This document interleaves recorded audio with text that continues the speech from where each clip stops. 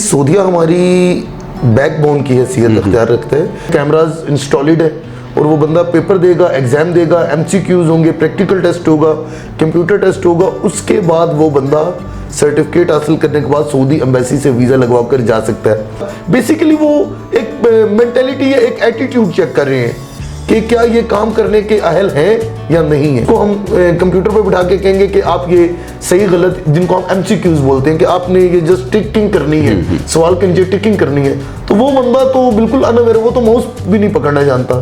तो ये एक फायदा होगा कि अब हमारे ये जो सेमी स्किल्ड और स्किल्ड वर्कर जब ये बाहर जाएंगे, plumber, electrician, general labour, shuttering carpenter, steel fixer, तो ये लोग कम से कम कंप्यूटर्स के बारे में इनको हाउ नो आना शुरू हो जाएगी। बिस्मिल्लाहिर्रहमानिर्रहीम। अस्सलाम वालेकुम नाज़रीन, आप देख रहे हैं हमारा प्रोग्राम हमारे मेहमान, और आज हमारे मेहमान हैं काशिफ जबरान साहब, जो इस वक्त रावलपिंडी रीजन को रिप्रेजेंट करते हैं। सारा कंट्रोल इनके अंडर है। यहाँ देहलवी मैन पावर जो कि ओवरसीज़ एम्प्लॉयमेंट प्रमोटर यानी ओवरसीज़ लोगों को भेजते हैं, वो लोग, वो मेहनती और स्किल्ड लोग जो कि बैरून मुल्क जाकर पाकिस्तान के लिए कसीर ज़रे मुबादला कमाने का सबब बनते हैं, ये वो खिदमात इस वक्त अंजाम दे रहे हैं। और ये इदारा देहलवी मैन पावर आगा सफदर साहब जिनके रूह रवा हैं, 2002 में कायम हुआ था, और 2009 में इन्होंने इस रीजन में, चूँकि काफ़ी ज़रखेज़ी है और यहाँ काफ़ी प्रोमोटर जो हैं वो ज़्यादातर पिंडी इस्लामाबाद में ही हैं रजिस्टर्ड, तो इन्होंने भी ग़ालिबन यही सोच कर कि हमें यहाँ से ज़्यादा मैन पावर मिल सकती है, तो यहाँ इन्होंने शिफ्ट किया। हालांकि कराची से ये इब्तिदा इस काम का और इस बिज़नेस का आगाज़ हुआ था, लेकिन ये आज तक मैं भी नहीं समझ सका कि पिंडी, ये इस्लामाबाद में ये कारोबार क्यों शिफ्ट हुआ। आपको मिलाते हैं काशिफ जबरान साहब से और उनसे पूछते हैं कि उन्होंने इस मैदान में कैसे कदम रखा और आज तंग हैं या ज़्यादा खुश हैं। अस्सलाम वालेकुम। वालेकुम अस्सलाम सर, क्या हाल है, कैसे हैं आप? ठीक हैं काशिफ भाई, आपने मैंने जो कहा वो सही कहा, या अब आजकल इस कारोबार तो सारे बहुत कमज़ोर हैं और इस पे भी, कारोबार पे भी थोड़ा सा दबाव है, लेकिन इसके बावजूद आप क्या समझते हैं कि ये जो इस वक्त बहरान है, जैसे यूएई बंद है, तो सऊदी अरब वो हमारी जो ज़रूरियात हैं वो पूरी कर रही हैं, वहाँ से पूरी हमारी हो रही हैं ज़रूरियात या नहीं? सर बिस्मिल्लाहिर्रहमानिर्रहीम, सबसे पहले तो thank you so much for giving me a time and opportunity कि आपके साथ बात हो रही है। जी, सऊदीया हमारी बैकबोन की हैसियत अख्तियार रखते हैं, क्योंकि सऊदीया जो है पाकिस्तान में एक बहुत बड़ी जो बेरोज़गार लोगों की वो है ना टीम, उसको वो वहाँ पर एडजस्ट कर रहा है। इसके बरक्स अगर आप दुबई देख लें, कतर देख लें, तो ये इतनी ज़्यादा मैन पावर को सम अप नहीं करते अपने अंदर जितना सऊदी अरब कर रहे हैं। तो सऊदी अरब एक बहुत बुनियादी हैसियत रखता है पाकिस्तान में अनस्किल्ड और स्किल्ड लोगों को वहाँ पर एम्प्लॉयमेंट के हवाले से। डेफिनेटली सऊदीया बहुत बड़ा रोल प्ले कर रहा है हमारे मुल्क में बेरोज़गार लोगों के लिए, और हमारे ज़रिए मुबादला में भी आपको पता है खातर खा इजाफा होता है इससे, तो सऊदीया अच्छा रोल कर रहा है, अच्छा रोल है इसका। अच्छा, देखा जाए कि पहले हम उनकी ज़रूरियात या हम उनको ट्रेंड करते थे, सऊदी अरब हुआ या यूएई या कतर, वहाँ के जितने भी इब्तिदा थी उसमें उन्होंने हमसे सीखा, हम उनके उस्ताद रहे। लेकिन ये पिछले दिनों मैंने देखा कि वहाँ से एक वफ़द आया जो कि आईटी के उनमें माहिरीन थे और गैर मुल्की नहीं, सऊद यानी अरब ही थे, जो हमें ये बताने आए कि अब हमने इस चीज़ में कैसे तरक्की करनी है। तो मतलब ये कि चेंजेस आई हैं, तो हम जो यहाँ से मैन पावर वहाँ भेजते हैं उसमें भी चेंजेस आई है। जी बिल्कुल। तो उसके लिए अब हम हमेशा अगर देखा जाए तो गिले शिकवे कर रहे होते हैं कि हमारा कोटा कम हो गया, हमारे पड़ोसी मुल्क का ज़्यादा है और ये है वो। इसकी क्या वजूहात हैं और इसको हम कैसे ये मुकाबला कर सकते हैं अपने पड़ोसी मुल्क का? देखिए जी, सबसे पहले तो बात यह है कि आपकी बात बिल्कुल सही है कि स्टार्ट जब ये हुआ था ग़ालिबन 1971 में भुट्टो साहब के दौर में ये एम्प्लॉयमेंट वाला डोर जो हमारा उनके साथ ओपन हुआ था, तो उसके बाद यहाँ से पाकिस्तानी जो वर्कर्स है, skilled workers, semi skilled workers ने वहाँ पर जाकर उन लोगों को काम करने का बताया, तरीका सिखाया, सब कुछ मतलब उनको करना। अब इस टाइम पर आकर 2025 में सऊदी जनरेशन जो है, उनके बच्चे बाहर के ममालिक से डिग्रीज स्किल्स हासिल करके अब वो अपने मुल्क को प्रोग्रेसिव कर रहे हैं। उसके लिए उन्होंने हाल ही में एक स्किल डेवलपमेंट के नाम से एक प्रोग्राम शुरू किया है कि अब पाकिस्तान से जो भी बंदा सऊदी अरब वर्क वीज़े पे जाएगा, सही, वो एक स्किल डेवलपमेंट का एक इदारा है, वहाँ पर एग्जाम देगा, सर्टिफिकेट लेकर आएगा, सर्टिफिकेट लेगा, और उस एग्जाम की निगरानी वो खुद रियाद में बैठे हुए कर रहे हैं। थ्रू वेब कैमराज इंस्टॉल्ड है, और वो बंदा पेपर देगा, एग्जाम देगा, MCQs होंगे, प्रैक्टिकल टेस्ट होगा, कंप्यूटर टेस्ट होगा। उसके बाद वो बंदा सर्टिफिकेट हासिल करने के बाद सऊदी एम्बेसी से वीज़ा लगवा कर जा सकता है।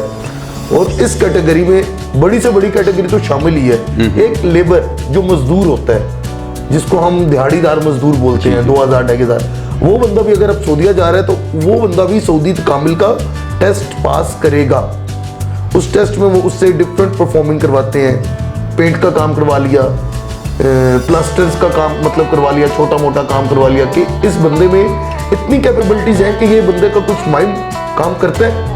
अगर इसको यानी जदीद बोरी उठाने से, बोरी उठाने के काम के अलावा अगर इसको कोई और काम दिया जाए, हाँ, तो ये कर लेगा, ये परफॉर्म कर लेगा। बेसिकली वो एक मेंटेलिटी है, एक एटीट्यूड चेक कर रहे हैं कि क्या ये काम करने के अहल है या नहीं है। बेसिकली बस उनका ये एक वो है, क्योंकि हर वो बंदा जो काम करने का एटीट्यूड रखता है वो काम कर सकता है, और जो बंदा काम करने का एटीट्यूड ही नहीं रखता, बिहेवियर ही नहीं है, उसने बाहर जाकर भी काम नहीं करना कि वो मजदूर हो और अफसरी दिखाए, तो ये नहीं हो सकता। बिल्कुल ऐसे ही है काम में। तो आपको पता है काम, हमारा काम तो बिल्कुल, अब जैसे हमारा ये जो ओवरसीज एम्प्लॉयमेंट प्रमोटर्स का जो काम है, हम अपने इस काम में बिल्कुल जनरल पब्लिक के साथ इन होके रहते हैं। अगर हम अपने आप को जनरल पब्लिक से बिल्कुल साइड पे करके रखेंगे और अपने आगे मतलब उनके साथ कनेक्शन नहीं रखेंगे, या उनकी प्रॉब्लम्स को नहीं सुनेंगे, या उनकी बात नहीं सुनेंगे, या उनके साथ डायरेक्ट इंटरेक्शन में नहीं होंगे, तो आई डोंट थिंक सो कि हम ये काम बहुत अच्छे से कर सकते हैं। हम जनरल पब्लिक के आदमी हैं, हम सेपरेट नहीं हैं, हम उनके दरमियान के हैं। अच्छा, अब ये है कि जैसे टैप्टा है या ये जो सर्टिफिकेशन आ गई, इससे काम उलझ गया, या वक्ती तौर पर तो वो होता है बर्डन, लेकिन वहाँ जाकर उसका यानी जो अंजाम है वो अच्छा है, फल अच्छा मिलता है, क्या कहते हैं? देखिए जी, जब भी कोई एक नया सिस्टम इंट्रोड्यूस होता है किसी भी कंट्री में, किसी भी सिस्टम में, इस वीज़ा के सिस्टम से हट के अगर आप किसी और जगह पर भी किसी भी बिजनेस में जब आप नया सिस्टम इम्प्लीमेंट करते हैं, तो शुरू के 5-6 महीने मुश्किल होते हैं, लेकिन वो 5-6 महीने के बाद जो आने वाली आसानी होती है वो लॉन्ग टर्म होती है।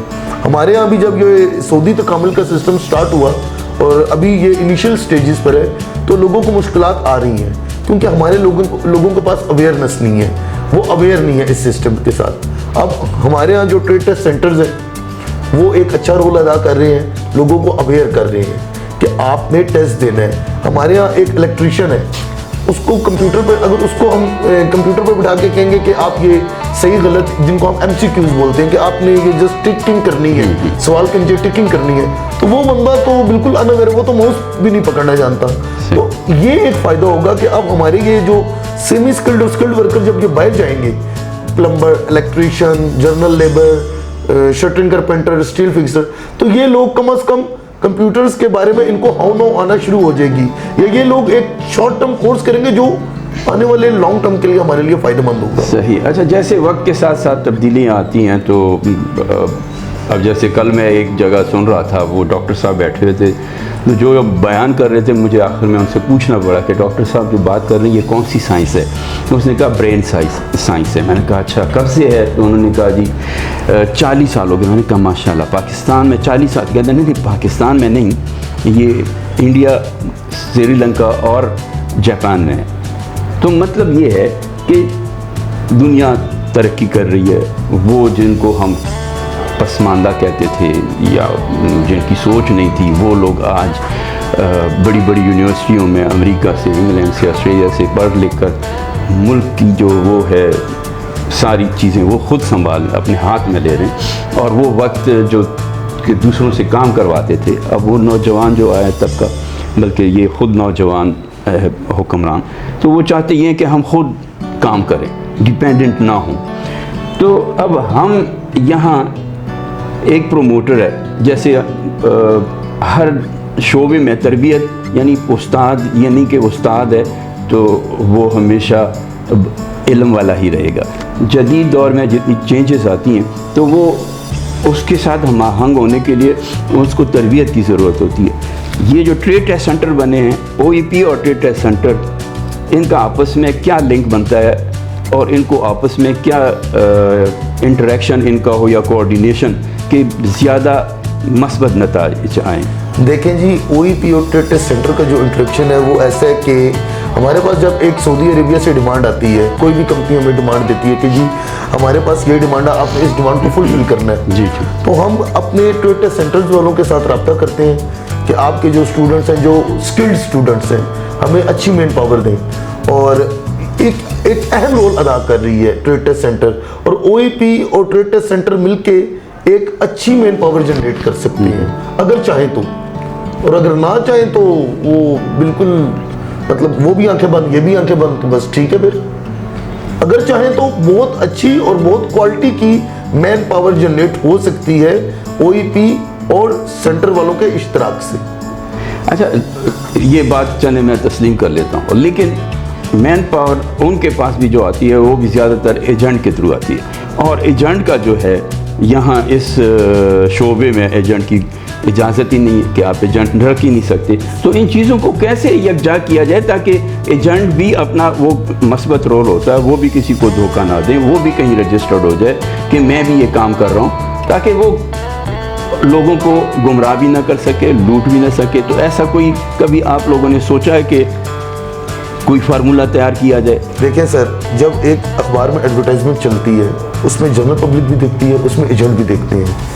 ये एजेंसी और सेंटर वाले की जिम्मेदारी है कि वो अपने साथ उस बंदे को अटैच करे जिसको वो जानता हो। फॉर एग्जांपल, अगर मैं अपनी मिसाल देता हूँ, मेरे पास काफ़ी सारे लोग डेली रूटीन में आते हैं, मैं हर एक के साथ काम नहीं करता, मैं उस बंदे के साथ काम कर रहा हूँ जिसके साथ मैं 2009 से काम कर रहा हूँ, 11 से 12 से 13 से, मुझे अपने हर बंदे के साथ काम करते हुए तकरीबन 6-7 साल हो गए।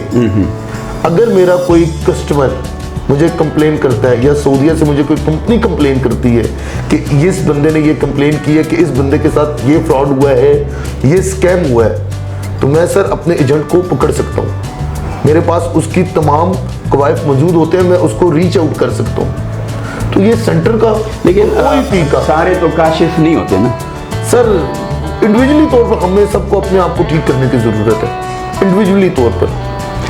तो वो ठीक करने की पोटेंशियल हमारे जो सरकारी इदारे हैं, देखिए हमारा जो इदारा है ब्यूरो ऑफ इमिग्रेशन, अब वहाँ अगर मैं जाऊँ, मैं देखता हूँ कि जी मैं बैठा हुआ हूँ, वहाँ एक बंदा आता है, उससे वो 2-3 हर्फ उससे पूछे जाते हैं, उसके बाद वो जैसे मौलवी साहब कहते हैं जी आखिर वक्त में कहते हैं 6 कलमे या उसमें से 1 कलमा, वो भी कारी साहब भी पढ़वाते हैं। हाँ, तो फिर तो ये पोजीशन, हमारा जो इदारा है ब्यूरो ऑफ इमिग्रेशन, एक ऐसा प्लेटफॉर्म होना चाहिए कि ये जो हमारे एजेंट और सब एजेंट हजरात हैं ये वहाँ पर रजिस्टर्ड हो।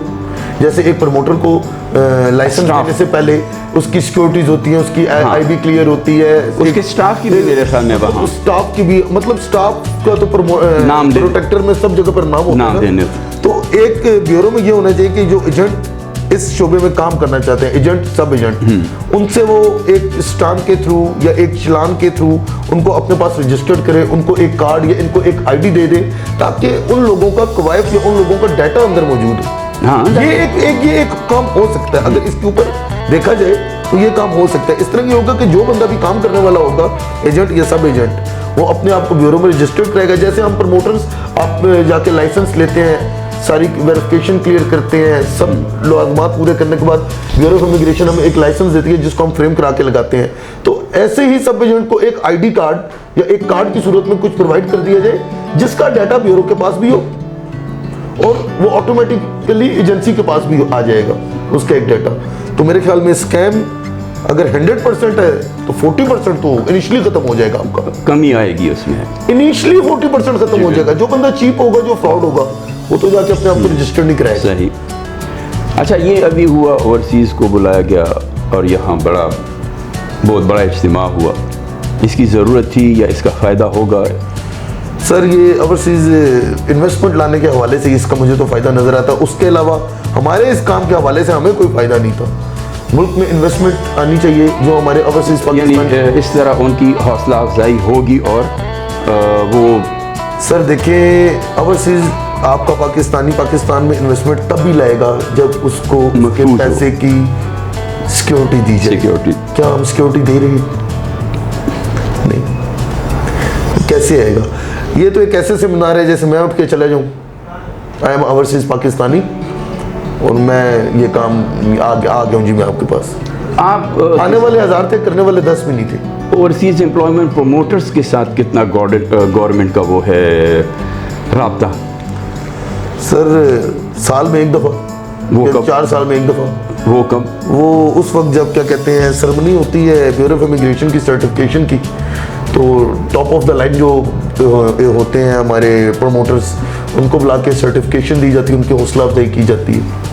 ये अब अमल है? जी बिल्कुल। पहले तो नहीं होता था। नहीं, ये होता है हर 3-4 साल बाद। क्या कहते हैं ब्यूरो ऑफ इमिग्रेशन में एक लिस्ट आती है, उसमें रैंकिंग होती है बाकायदा तौर पे कि किस प्रमोटर का क्या। 3-4 साल बाद एनुअल तो ना? एनुअली इसलिए नहीं किया जाता क्योंकि आपको पता हमारे यहाँ जो वीज़ा स्टैंपिंग की रेशो है और जो प्रोसेस है, मुश्किलात बहुत ज़्यादा हैं, और जो हमारे प्रमोटर हजरात हैं वो अक्सर औकात काम के सिलसिले में मुल्क से बाहर होते अच्छा, हैं। अक्सर मैकेनिज्म सेट किया, अक्सर देखा जाता है कि ये जो है बिजनेसमैन है, तबका है, उनको सदर या वज़ीर आज़म शील्ड देते हैं या सर्टिफिकेट देते हैं, तकरीब होती है। कभी ऐसा देखा है कि प्रमोटर को भी वज़ीर आज़म या सर मैं सदर? उम्मीद करता हूँ कि आपके इस प्रोग्राम की वसातत शायद ऐसा दिन आ जाए कि प्रमोटर्स हजरात को, जो कि एक बहुत बड़ा रोल प्ले कर रहे हैं, इस मुल्क से अनएम्प्लॉयमेंट ख़त्म कर रहे हैं, और ज़र मुबादला की सूरत में जो वहाँ से पैसा आता है उसमें एक मेजर रोल जो है वो एम्प्लॉयमेंट प्रमोटर्स का है। तो आपका कोई यानी एसोसिएशन भी है जो कोई हमारी प्यूपा- आपकी मदद करती हो या रहनुमाई? मदद नहीं करती, एसोसिएशन ज़रूर है, क्या नाम है उसका? प्यूपा के नाम से है।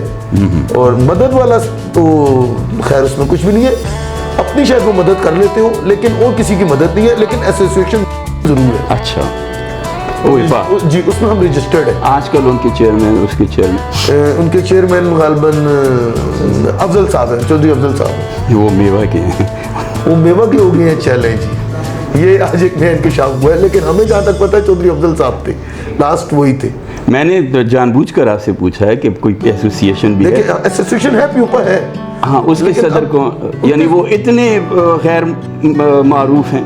नहीं, हमने जब देखा था तो हमें तो चौधरी अफजल का ही पता है। हाँ नहीं, उन्होंने अब चूँकि अब बड़े मारूफ एक सीनियर वो हैं overseas promoter Iqbal man power, Haji Iqbal sahab, उनके साहबजादे जी जी उन्होंने भी लाइसेंस लिया हुआ, नौजवान हैं, तो वो हेड जी बिल्कुल, नौजवानों को आगे आना चाहिए। बिल्कुल, इकबाल मैन पावर वाले हैं हाजी इकबाल साहब, और मैं नौजवानों का अब उनके बेटे जो हैं वो इस वक्त कर रहे हैं। तो जब अगर आप नहीं जानते तो फिर कौन उनको जानता होगा? सर आगा साहब बिल्कुल जानते होंगे क्योंकि वो कराची के प्रमोटर्स हैं। इकबाल, नहीं, इधर इकबाल मैन पावर, इकबाल- वो वाले इकबाल नहीं, कराची वाले इकबाल नहीं, अच्छा मैं कराची वालों को जानता हूँ, नहीं, मैं इधर नहीं, वाले इनको नहीं जानता हूँ। वो तो इकबाल Honestly, साहब है मेरे। वो इकबाल साहब है, उनके इदारे का नाम कुछ और है। बिलाल इंटरप्राइजेस तैयब साहब। हाँ, बिलाल इंटरप्राइजेस के ये नाम। इकबाल मैन पावर इकबाल के मैन नाम। पावर वाले हैं ये। इनको नहीं मैं जानता हूँ, इनको मैं नहीं जानता। तो आप क्या कहेंगे कि इनको क्या करना चाहिए? सर उनको सबसे पहले तो ये करना चाहिए कि हमें या कोई एक ऐसा प्लेटफॉर्म बनाए जिसपे पता लगे कि चौधरी अफजल साहब नहीं, अब वो है चेयरमैन है। हमें तो पता है चौधरी अफजल साहब है। सबसे बड़ी जो लैक ऑफ इंफॉर्मेशन है वो आपके सामने है। हमें अगर मुझे नहीं पता तो फिर आई डोंट थिंक सो कि काफ़ी लोगों को पता होगा। तो ये जो आजकल सिस्टम है पासपोर्ट वगैरह जमा करने का, सर ये सिस्टम जोन के थ्रू है, सऊदी कौंसलेट ने ड्रॉप बॉक्स अथराइज किए हुए हैं और ड्रॉप बॉक्स के थ्रू हो रहा है, और ये फाइनेस्ट और बेस्ट सिस्टम है इस टाइम पर। हाँ, क्योंकि पहले ये होता था सारा कुछ पोइपा के एसोसिएशन, और सब लोग यही कोशिश करते थे कि मैं चेयरमैन बनूं, और कमाई का बहुत खूबसूरत तरीका ये था, आसान तरीका ये था। फिर वहाँ पासपोर्ट जमा होते थे, फिर वो उस पर जब मैं जाता था, मैं कहता कि मेरा पासपोर्ट भेजें, आप जाते थे तो जो फंस जाते थे फिर वो पैसे देते थे। तो अब शायद वो चूँकि अब तो बिल्कुल जीरो है इस तरह का, क्योंकि अब तो माशाल्लाह 34 के 35 होल्डर, 35 ये होल्डर है। मरवान ने किया था, जो इनके वीज़ा काउंसलर थे उस दौर में ये हुआ। बहुत अच्छा स्टेप था ये, और इससे हम लोगों को बहुत फ़ायदा है। हाँ, इंडी ताकि इस्लामाबाद कोई के जो किसी लोग को हैं, ब्लैकमेल ना कर सके। इंडी इस्लामाबाद के लोगों को बहुत फायदा, और इसमें जो अच्छे बक्सा होल्डर हैं, जो अच्छा बक्सा चला रहे हैं, उसमें काफ़ी सारे नाम हैं, लेकिन जो सबसे अच्छा बक्सा चला रहे हैं, ये नहीं कि उसको हम केस दे रहे हैं। मैं मसलन पिछले 6-7 साल से उस ग्रुप के साथ चल रहा हूँ। 009 2 स्टार रिक्रूटिंग एजेंसी के नाम से हैं अब्दुल गफ़ार साहब, 2 स्टार रिक्रूटिंग एजेंसी, गफ़ार नाम है उसका। तो सर्विसेज चार्जेस क्या होते हैं इसके? 2000 पर पासपोर्ट? 1500 तो सऊदी कॉन्सुलेट में चला जाता है ना, फीस अच्छा चली जाती है। अच्छा सही, उस समेत। हाँ जी। अच्छा। तो इनकी भी काफ़ी एक्सपेंसेस होते हैं, स्टाफ रखा हुआ है। ये जैसे जैसे एक्सपेंसेस बढ़ते हैं, अब जैसे टैप्टा आ गया, उसकी भी फीस हो गई, अब जो मेडिकल है वो भी काफ़ी ज़्यादा हो गई सर। तो इस हिसाब से जब देखा जाए तनख्वाह वही 800,000। सर देखिए, तनख्वाह 800,000 इसलिए कि हमारे यहाँ जो रियाल का रेट है वो इंक्रीज कर गया 2 टाइम, 35-40 रुपए से 78-90 पे चला गया। सऊदी हमसे ज़्यादा मेरे ख्याल में समझदार हो गए और अवेयर हो गए। उनको यानी वो मल्टीप्लाई करते हैं हमारी कमजोरियाँ। वो मल्टीप्लाई करते हैं, डेफिनेटली वो मल्टीप्लाई करते हैं। अगर आप वहाँ पर लोकल मैन पावर को देखें तो लोकल मैन पावर की जो वहाँ पर लेबर की सैलरी है वो इनिशियल स्टार्ट होती है 1800-2000, जो पाकिस्तान से जाता है वो 1000 पे जा रहे हैं, वो मल्टीप्लाई कर रहे हैं। वो भी इतनी ज़्यादा नहीं, यस, यानी वो भी कम से कम इस दौर में तो 3000 होनी ऐसे चाहिए। ही है। और दूसरा वहाँ पर जाकर ये ओवर टाइम वगैरह लग जाता है, बोनस वगैरह बस मिल जाता है, तो ये 1400-1500 तक ये निकाल लेते हैं। चलें, अच्छा है। इस के बावजूद के सख्तियाँ हैं और हालात ऐसे नहीं होते हमारे पास एक्चुअली सख्ती है, नो डाउट। हमारे बेरोजगार तबके के पास ऑप्शन नहीं है, और वो वहाँ उस माहौल में, उस गर्मी में और उस मौसम में अपने आप को एडजस्ट करके मेहनत करते हैं, बेहतर से बेहतर की तलाश ये होता है कि उनका पूरा ख़ानदान जो है वो उसकी हालत बढ़ जाती, नहीं तो यहाँ रहते हैं नशे में और मसाइल में शिकार हो जाते हैं। सबसे बड़ा मसाइल अनएम्प्लॉयमेंट का, यहाँ पर उनको मौका नहीं मिलता है, चांस नहीं मिलता है। यानी ये गनीमत समझ कर वो करते जी हैं। बिल्कुल चांस लेते हैं। जैसे कि मैंने प्रोग्राम के स्टार्ट में बताया था कि सऊदी अरब एक बैकबोन की हैसियत रखता है पाकिस्तान में अनएम्प्लॉयमेंट को कवर करने के और इकोनॉमी प्लस है, क्योंकि इकोनॉमी को तो वो कर ही रहा है। सही। तो आप कितना वक्त देते हैं यहाँ ऑफिस को? सर 14 घंटे से 9 से 10 घंटे तो इधर ही होते हैं, घर सोने जाते हैं। उसके बाद क्या करते हैं? घर सोने जाते हैं बस कोई एक्टिविटी नहीं। I love this work.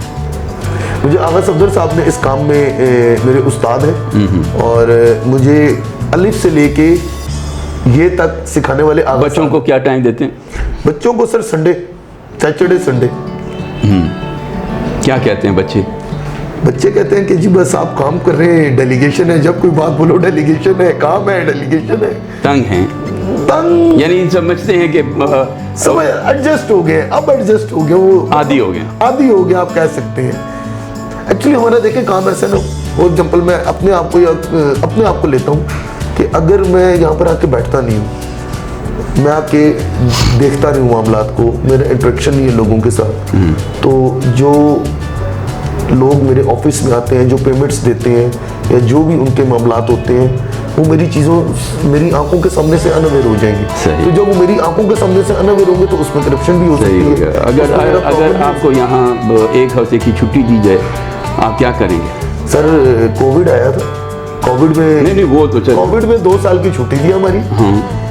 तो वो अल्लाह जानता है और हम जानते हैं हमने कैसे टाइम गुजारा है। हम पहले हफ्ते में ही सर पूरे हो गए। वो तो और चीज़ थी ना कि वो तो एक सर हमें आप 2 दिन की छुट्टी दे दें तो हम 2 दिन में भी 10 घंटे फिर भी यहाँ पे स्पेंड करके जाएंगे। कहीं सैर तफरी के लिए नहीं जाएंगे। सैर तफरी पे जाएंगे तो 10 घंटे इस पे होंगे मोबाइल फोन पे। खाना खा रहे होंगे तो क्या करें? डेफिनेटली सुन रहे होते हैं मोबाइल। और जब आप स्मेल करके देख सकते हैं, हमारे फोन से खाने की स्मेल आती है। एक ज़माने में एक खातून हमारे साथ ये रिसेप्शन पे काम करती थी, तो वो कुछ अरसे बाद वो कहती अब तो मैं ख्वाब में भी कहती हूँ हाँ मैं फलां जगह से बोल। जी बिल्कुल तो ऐसा होता है। जी बिल्कुल होता है। आवाज़ें लगाते हैं समटाइम हम भी ख्वाब में, ये पासपोर्ट दे दो, ये कर लो, वो ई नंबर निकाल दो, मेडिकल फिट हुआ नहीं, ये बिल्कुल निकलती हैं आवाज़ें लाशऊर में। पिंडी में कितना अर्सा हो गया आपको? मैं बाय बर्थ रावलपिंडी इस्लामाबाद का रहने वाला हूँ। अच्छा। और मुझे आगाज़ आपके साथ 2009 से पिंडी की कौन सी जगह आपको ज़्यादा? मैं स्टार्ट में रावलपिंडी मेन सिटी का ही हूँ और बिलोंग करता हूँ चिकवाल शहर से, और अब अल्हम्दुलिल्लाह मैं बैरिया टाउन में रह। कौन सी जगह आपको खूबसूरत लगती? Sir I love my city, पूरा पिंडी। अच्छा। जब मैं कहीं बाहर झंडा जाता हूँ, चीची।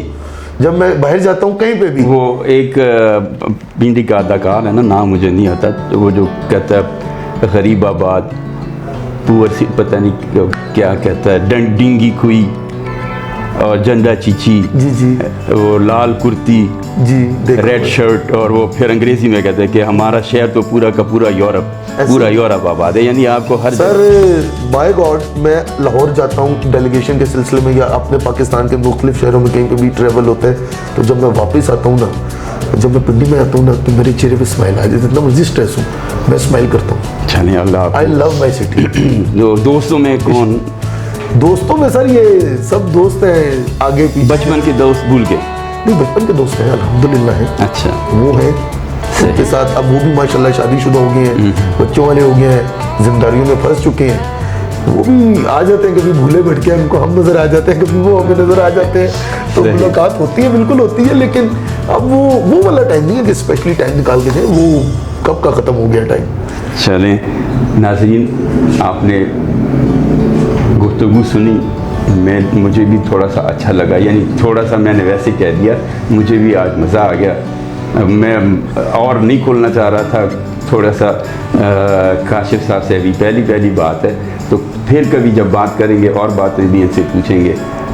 काशिफ साहब से अब इजाज़त चाहेंगे और फिर कहीं दोबारा इनको मौका देंगे कहीं दफ्तर से बाहर, ताकि ये भी बाहर की फ़ज़ा में भी थोड़ी सी सांस ले सकें। और अब इनसे इजाज़त जाएंगे। अच्छा काशिफ भाई, बहुत शुक्रिया, अल्लाह आपको मज़ीद तरक्की दे और खुश रखे। Thank you sir. इजाज़त चाहूँगा। Thank you sir. ओके जी, सलाम अलैकुम।